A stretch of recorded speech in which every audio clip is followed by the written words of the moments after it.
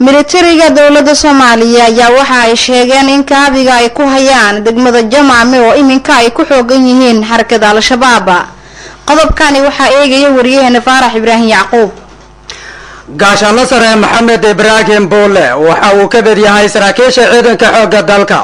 ee ku wajahan degmada Jamaame ee gobolka Jubbada Hoose, halkaas oo saraakiishu ay sheegeen in qorshahooda ugu weyn uu yahay sidii ay ula wareegi lahaayeen shabaabka muddada dheer ba xukumaya Jamaame. waraysi uu siiyay gaashaanle sare Maxamed Ibraahim Boole Radio Danan waxa uu ku sheegay in waxay soo gurguurtaan 8 kiiloomitir oo kaliya ay ugu harsan tahay Jamaame inay xabad ay ku ridaan maadaama shabaabka halkaasi ay joogaan.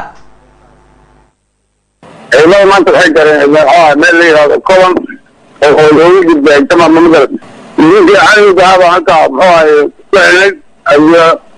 taxatoodii aan kala soo noqonay meel la yiraahdo ambiyo oo loogu gudbay magaalada Jamaame. waxay intaa ilaa 8 kiiloomitir markaa joogta Bangeeni Jamaame ku muuqata Soomaaliya maya waa ciidamada xoog dalka Soomaaliya iyo ciidanka maamulka dowladda Jubbaland oo iskaashanaya maya ajaanib ma jirtaan ku ilaa 60 kiiloomitir ciidamada xoog dalka Soomaaliya iyo ciidanka dowladda Jubbaland muxuu ahay halkaas ka howlgalay ayadoo maya waxa way cid aan ku socotay aan daro ku socotay isma celin karaan ilaahay waxa markiisa anigu hadda ilaahay noo iinayo waa xaq baan ku soconaa dowladnimo ku soconaa Soomaaliya ku soconaa dalkan leenahay inkastoo Soomaaliya xadka ku soo xadgudubtana waa dagaalamana guushan anaga kale ma garan hada kale wuxuu yahay in aan gobolada Jubbooyin oo dhan gacanta ku dhigno oo aan kala wareegno cadawga ku soo duulay Soomaaliya caalamka meesha caalamka dhan ka yimid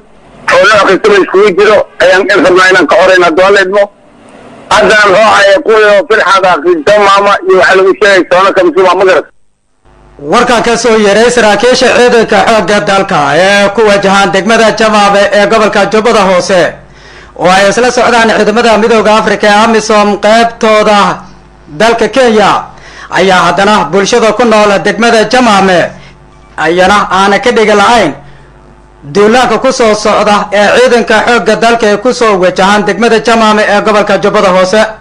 waxa wararka yeelayso Radio Danan uu sheegaya in shabaabka la fahaantooda iyana dhinacooda ciidamadooda jooga Jamaame aanay ka bixin lana sheegayo in dhinacooda xataa ay diyaar garoobeen. dareen xoog leh ayaa ka muuqda bulshada ku nool degmada Jamaame ee gobolka Jubbada Hoose iyadoo labada dhinacba la sheegayo in ciidamadooda dhinacba dhinaca kale awoodooda ciidan aanay waxba isdooranin. waxaana bulshada halkaasi ku nool ay ka cabsi qabaan haddii oo dagaal halkaasi uu ku dhaxmaro ciidanka dawladda iyo ciidanka shabaab inay dhibaato ay ka soo gaari karto bulshada halkaasi ku nool. dareen xoog leh ayaana ka muuqda degmada Jamaame bulshada ku nool.